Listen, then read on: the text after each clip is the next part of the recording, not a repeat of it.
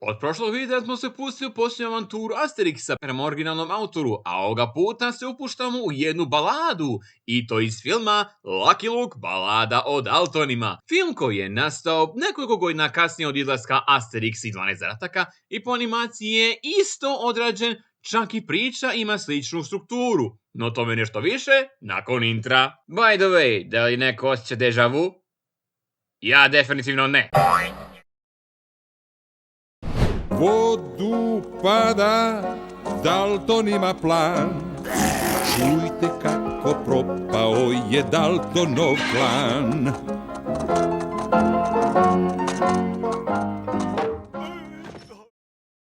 Započinjemo u birti gdje pjevača Benjo pjeva u baladu, kojem glas daje Branko Blače. Čujte i počujte svi baladu tu. A ona ide nekako ovako. U zatvoru gdje autori služe doživotnu kaznu, dolazi odvjetnik koji im je došao reći da je njihov stric Henry umro i ostaje im je veliko nasljedstvo, ali da bi ga dobili moraju koknuti porotu i suca koji su ga osudili na vješanje. I to se treba nagledati najpoštenija osoba. Lucky Luke! Lucky Luke! Lucky Luke! Dato i nakon te vijesti smješćaju bijeg iz zatvora, što su uspješno izveli, ali su poveli Šnjavka sa sobom. I da u ovoj obradi se zove Šnjovko. Drugim riječima, Ivana očito voli sinkonizaciju na Hanna-Barbera seriju. No ubrzo se Lucky ubacuje u priču i saznaju da su Daltoni pobjegli i kreće ih pronaći, ali oni su našli njega. Nagodbu su sklopili i rekli mu da će mu dati dio nasljedstva ako bude nadgledao što rade. Lucky je naravno bez otpora pristao, ali ja bih rekao da ima drugu ideju.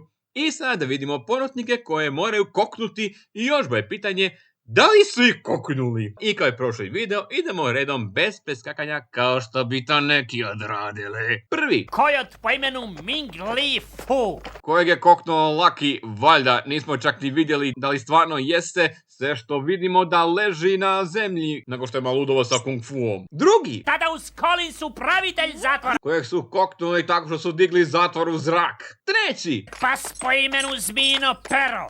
Indijanski vrač. Koji je prije njih bacio u san gdje su imali jedno od najluđih snova koje sam ikada vidio. Drugim riječima, ovaj dio možete preskočiti i onako je nebitan. Bitna stvar, pas je koknut.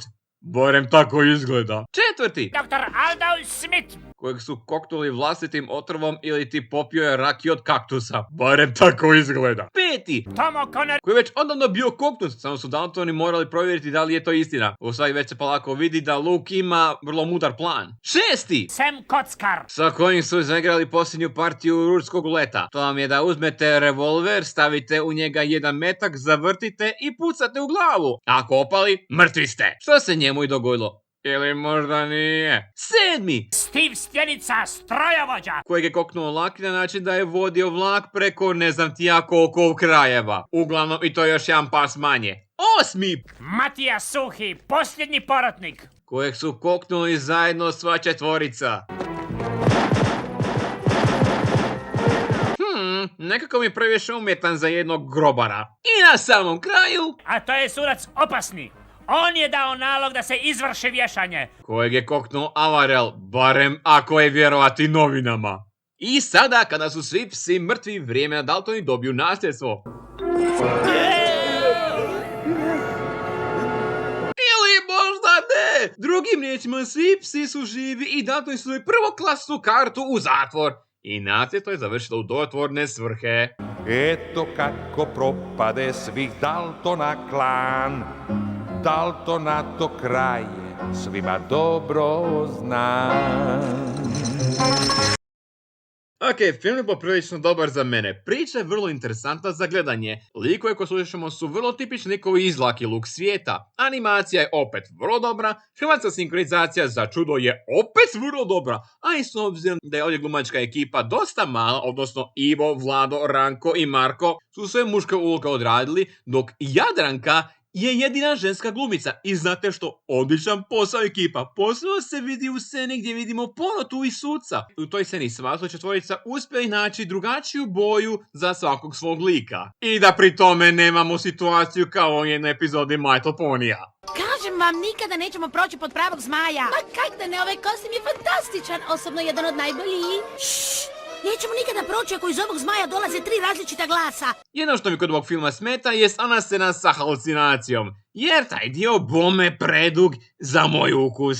I sad gdje vi možete pronaći ovaj film, za čudo na YouTube-u u najboljoj kvaliteti koja postoji. Tako da, samo da ga potražite, a ja ću se zapustiti u sumrak. Taj sam